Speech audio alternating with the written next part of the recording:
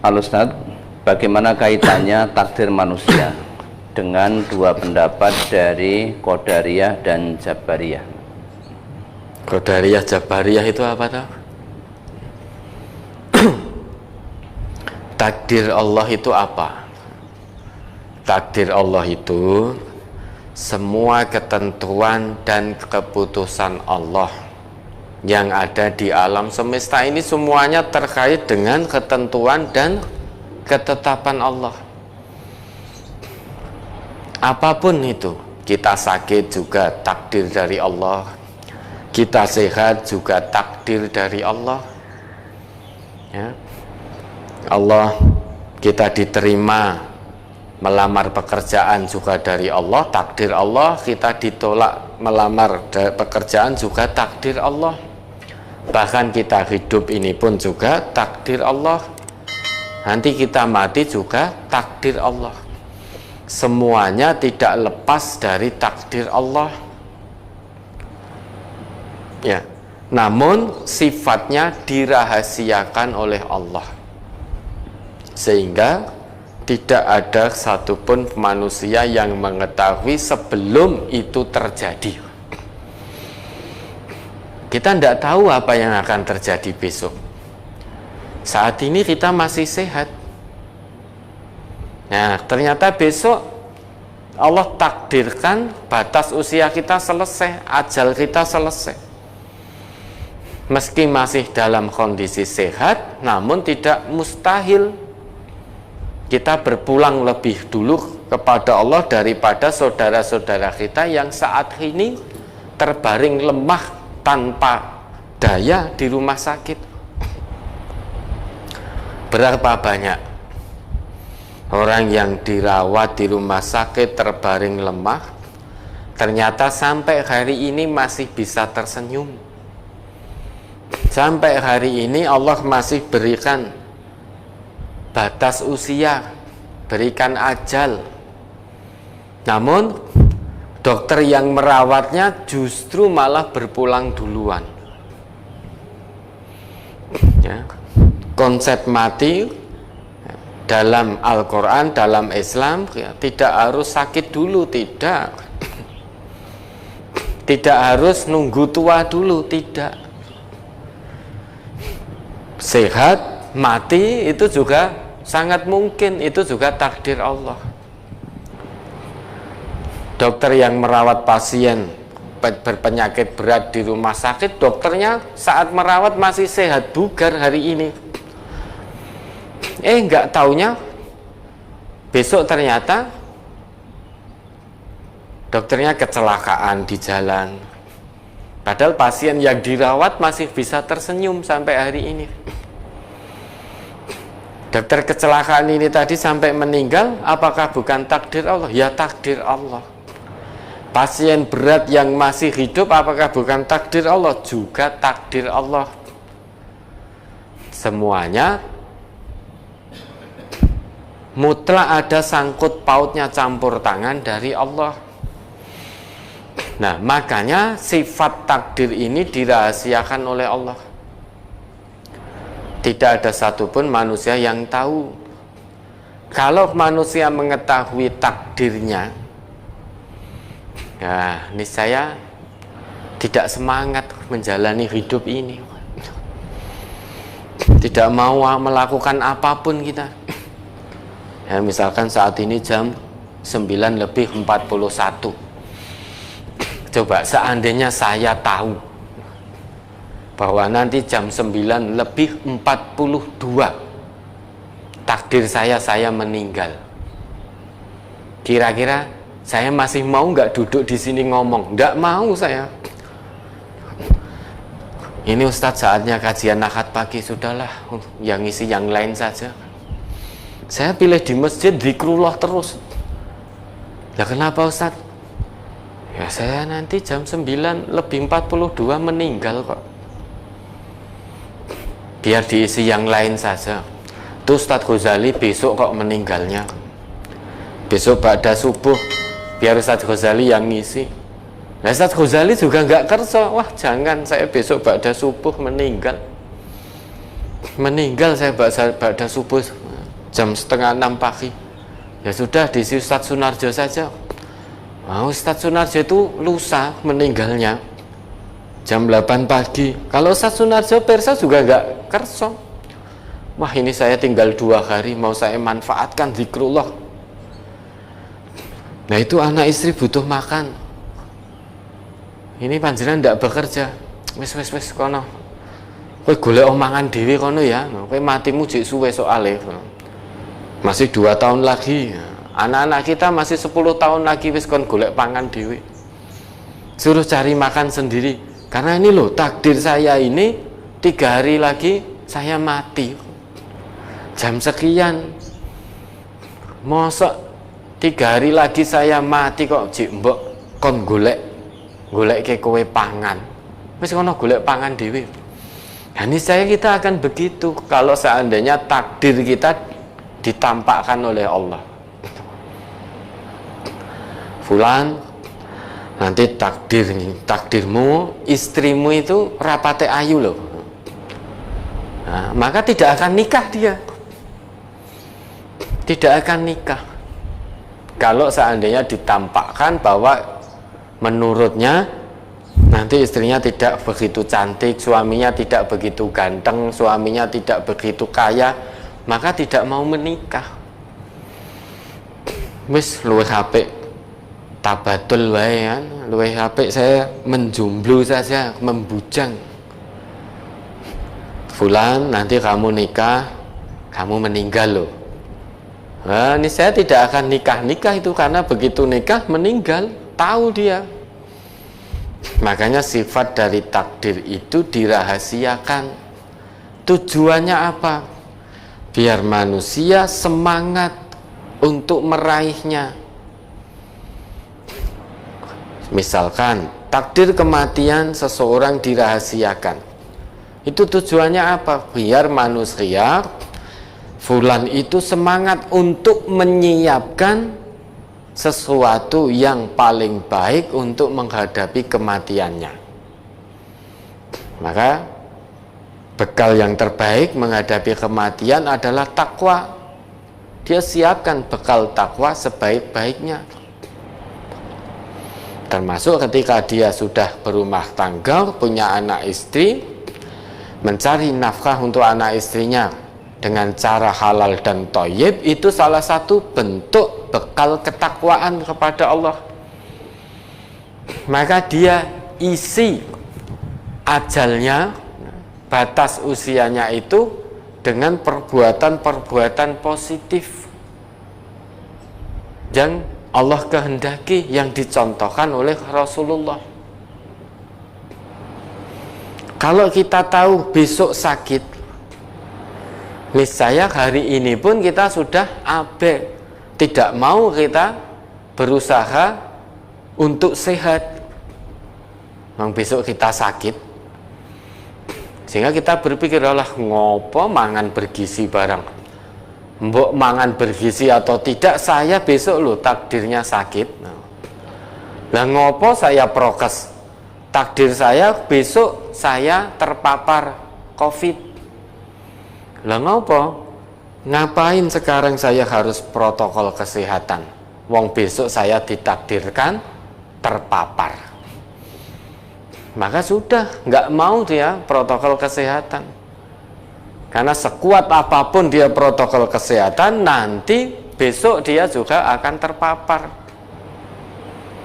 Nah, kalau itu pemahamannya, berarti itu tanpa sadar, berarti kita terpaksa. Nah, hakikatnya sepertinya kita dipaksa untuk menjalani ketentuan Allah tanpa punya pilihan. Padahal kita juga diberi kesempatan oleh Allah untuk berikhtiar. Mau sehat, tidak terpapar, ikhtiar. Ikhtiar kesehatan. Jaga imunnya. Gunakan masker. Karena menurut ahli, paparan COVID ini dari droplet. Maka pakai masker. Adapun kita sudah istiqomah pakai masker, kok qadarullah Allah takdirkan kita terpapar, hasil akhirnya serahkan kepada Allah. Kalau dengan ikhtiar masker kita masih diberi kesehatan oleh Allah, kita bersyukur. Ternyata ikhtiar kita membawa kita sehat, terjauhkan dari paparan virus ini. Allah takdirkan kita tidak terpapar, kita bersyukur. Gunakan kesehatan yang Allah berikan untuk lebih dekat lagi kepada Allah. Kalau ternyata dengan masker sudah istiqomah kok terpapar, hasil akhirnya Allah menjadikan kita terpapar, kita sabar, ikhlas, menerima takdir dari Allah ini, husnudzon kepada Allah. Oh, berarti saya masih banyak dosa, sehingga dengan paparan ini, saya sakit ini, dengan ini Allah berkehendak untuk menggugurkan dosa-dosa saya. Oh, berarti Allah melihat saya bahwa saya kurang begitu dekat kepada Allah. Dengan Allah takdirkan saya terpapar COVID, berarti Allah berikan kesempatan saya untuk lebih mendekat lagi kepada Allah. Bukankah manusia itu ingatnya kepada Allah kebanyakan kalau diuji dengan sakit? Sakit gigi saja, kita ingat Allah, ya Allah, sembuhkanlah hamba dari sakit gigi ini ya Allah. Namun ketika diberi sehat, giginya sehat, makan bisa dengan enak, lupa, banyak yang lupa kepada Allah. Maka ingatnya kepada Allah kalau pas sakit saja. Husnudzon kepada Allah, diberi sakit ini berarti pertama, Allah hendak gugurkan dosa-dosa saya. Ya, sehingga sakit ini menjadi kafarah. Yang kedua, Allah ingatkan saya, Allah beri kesempatan agar saya lebih mendekat lagi kepada Allah. Karena di saat saya sehat, ternyata saya banyak menyimpang dari jalan Allah. Saat saya sehat, waktunya habis untuk urusan duniawi, hanya sedikit sekali yang untuk urusan ukhrawi. Maka dengan sakit ini, alhamdulillah, berarti Allah beri saya kesempatan untuk lebih mendekat lagi kepada Allah. Karena yang punya penyakit itu Allah. Tentu saat kita diberi sakit oleh Allah, hal utama fitrah kita langsung mengajak kita mencari yang punya maha kesembuhan. Yang punya kesembuhan yaitu Allah yang maha menyembuhkan. Maka begitu sakit, otomatis fitrah kita langsung mengajak kita ingat kepada Allah. Nah, maka manusia memang Allah punya kehendak, namun manusia juga diberi kesempatan oleh Allah untuk memilih dari perbuatannya untuk melakukan ikhtiar. Ikhtiar baik, insya Allah hasilnya juga baik. Kalau dia memilih perbuatannya buruk, ya hasilnya buruk. Allah sudah jelaskan, ini loh dua jalan, ini jalan kebaikan, konsekuensinya ganjarannya ini. Ini jalan keburukan, ganjarannya ini. Silahkan kamu manusia milih yang mana. Nah, kalau paham, kita dipaksa, wis pokoknya apa elek, manusia itu tidak punya kekuatan apapun untuk memilih. Itu semuanya sudah mutlak, mutlak keputusan Allah, mutlak kekuasaan Allah. Sehingga manusia ini hanya wayang saja. Sedangkan ya, manusia ini hanya wayang dalam pentas semesta. Sedangkan yang menggerakkan, kalau dalam perwayangan yang menggerakkan wayangnya dalang. Nah, kalau dalam konteks kita manusia, kalau diyakini hanya sebatas wayang, tidak punya kesempatan untuk memilih, nah maka yang menggerakkan kita Allah. Kalau pemahaman seperti itu, maka berarti kita dipaksa terpaksa untuk menjalani takdir Allah, sehingga usaha kita sia-sia. Mau usaha baik, mau sholat rajin, puasa rajin, lah takdirnya ning neraka. Mau menjalankan gaya hidup sehat, meminimalisir sebab-sebab kematian, sudah naik sepeda motor di pinggir, ternyata ditakdirkan Allah juga mati ketabrak. Sehingga percuma saya naik sepeda motor di pinggir itu percuma, uang ditakdirkan juga nanti mati tertabrak. Kalau itu yang kita pahami, maka itulah pemahaman takdir dari aliran Jabariyah. Jabariyah itu asal katanya jabaro, ya, memaksa, sehingga kita terpaksa, sehingga manusia itu tidak bisa melakukan usaha, hanya laksana wayang yang mengikuti dalangnya. Itu Jabariyah. Namun kalau Qadariyah itu menafikan campur tangan dari Allah, sehingga manusia punya kuasa mutlak terhadap perbuatannya. Saya sehat ini ya karena saya milih jalan kesehatan. Saya berusaha sehat mutlak, saya punya kekuasaan mutlak, punya campur tangan mutlak pada diri saya, sehingga saya sehat ya tidak perlu bersyukur, wong ini hasil karya saya, hasil usaha saya, tidak ada campur tangan Allah, sehingga tidak mau bersyukur kepada Allah, bahwa hakikatnya yang memberi kesehatan itu Allah. Lah, usahamu, perbuatanmu itu hakikatnya hanya ikhtiarmu saja, pilihanmu. Kamu sakit itu hakikatnya memang Allah, tetapi kita manusia diberi kesempatan untuk menghindari penyakit, Namun kalau Qadariyah tidak begitu. Ya, saya sehat mutlak karena kepandaian, karena saya memilih jalan sehat. Seandainya saya memilih jalan sakit, ya saya tidak akan sehat, saya akan sakit. Sehingga Qadariyah itu dalam memahami takdir bahwa manusianya yang menentukan mutlak, punya kekuasaan mutlak, sehingga tidak percaya bahwa sehat, sakit, hidup, mati itu hakikatnya adalah takdir Allah, ketentuan Allah, itu tidak percaya. Nah, mana yang kita ikuti? Kita tidak mengikut dua-duanya, karena kita tidak diperintahkan untuk mengikuti Jabariyah maupun Qadariyah. Namun kita diperintahkan untuk mengimani takdir dari Allah tersebut, yang sifatnya gaib, sifatnya rahasia. Kita manusia baru mengetahui apakah kita sehat atau sakit kalau itu sudah terjadi.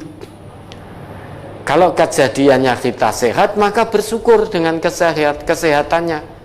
Kesehatannya jangan digunakan untuk bermaksiat kepada Allah, kesana kemari, foya-foya kesana kemari, selingkuh sana, selingkuh sini, korupsi sana, korupsi sini. Begitu diberi sakit baru ingat Allah, jangan. Maka kalau kejadiannya sehat, kita bersyukur kepada Allah.